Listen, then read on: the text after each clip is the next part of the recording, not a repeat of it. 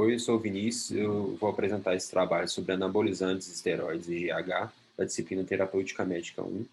O grupo é formado por mim, Ana Maria, Fabrício e Rafael.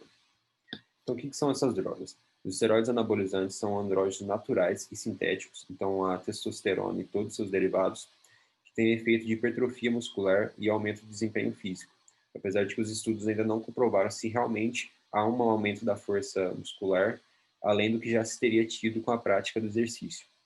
E o hormônio do crescimento, que é um hormônio natural, mas passou a ser utilizado depois do desenvolvimento da sua forma recombinante e que tem efeitos muito parecidos com os anabolizantes.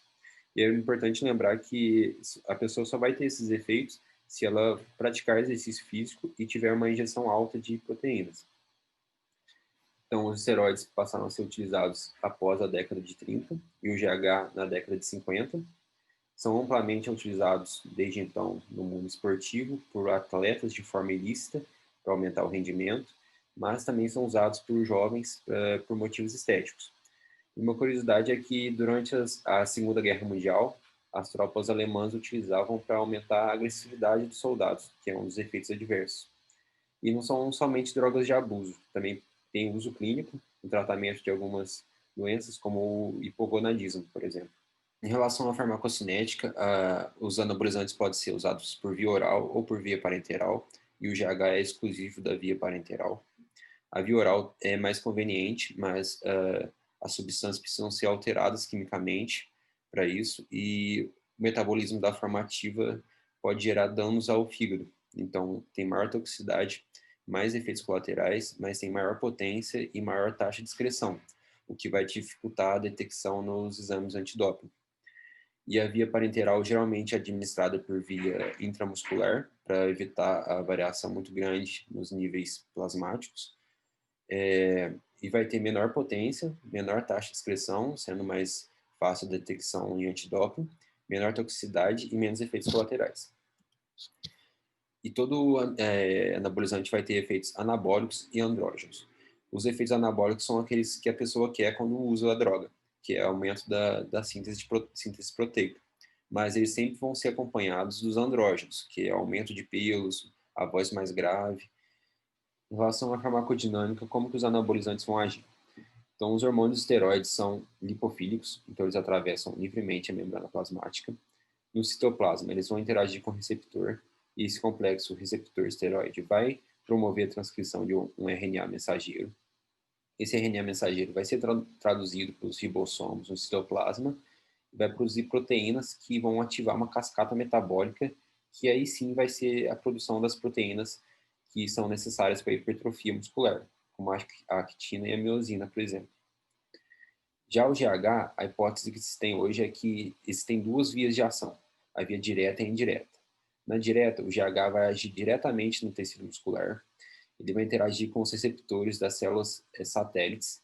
As células satélites são células progenitoras, pouco diferenciadas, então ele vai agir promovendo a proliferação e a diferenciação delas, que essas células satélites vão se fundir à fibra muscular, e a fibra muscular são células multinucleadas, então essa fusão vai adicionar um núcleo a mais à célula e vai aumentar a capacidade de síntese proteica. Já na via indireta, o GH vai agir nas células do fígado.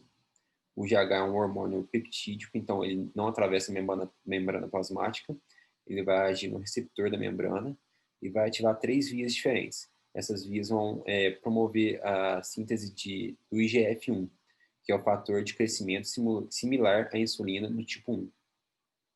Os hepatócitos vão secretar essa proteína, que aí sim ela vai agir diretamente no tecido muscular. Então ela vai interagir com o receptor dela e vai fosforilar vários substratos celulares que vão permitir a transcrição de genes que vão promover a produção das proteínas musculares. O principal problema dos anabolizantes é que eles trazem muitos efeitos adversos. Então, por exemplo, no aparelho cardiovascular, eles aumentam o LDL, diminuem o HDL, então aumentam a chance de infarto, podem gerar arritmias.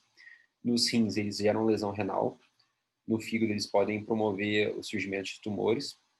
No sistema mesolímbico de prazer, eles vão aumentar a secreção de dopamina e serotonina, então vai gerar bem-estar, mas pode aumentar a agressividade também.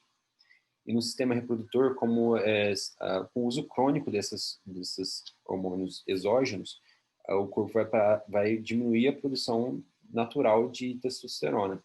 Então, pode ocorrer infertilidade e até mesmo a atrofia dos testículos. Em relação às medidas públicas de controle, no Brasil, os anabolizantes são classificados como C5, pela Portaria 344 de 98, e precisam de receituário branco em 2 vias para serem dispensados. E desde 91, a Agência Mundial Antidoping considera a testosterona e qualquer derivado dela como uma substância de uso controlado. De acordo com a Secretaria Nacional Antidrogas, cerca de 0,3% da população já fez uso dessa droga, e essa taxa aumenta para 1% entre os estudantes. Isso gera um impacto na saúde pública devido ao grande número de efeitos adversos que essas drogas trazem, e gerando maior demanda de recursos e maiores gastos. Isso torna mais grave ainda pelo fato de algumas pessoas adquirirem essas drogas de forma clandestina, em academias e na internet, e essas drogas clandestinas têm uma procedência duvidosa e podem até gerar mais efeitos adversos. Então, concluindo, o uso abusivo dessas drogas se dá não só pela falsa expectativa de se atingir um corpo perfeito, que de certa forma é vendido pela mídia, mas também entre os jovens pela expectativa de se atingir um padrão de masculinidade que é o que é aceito na nossa sociedade hoje.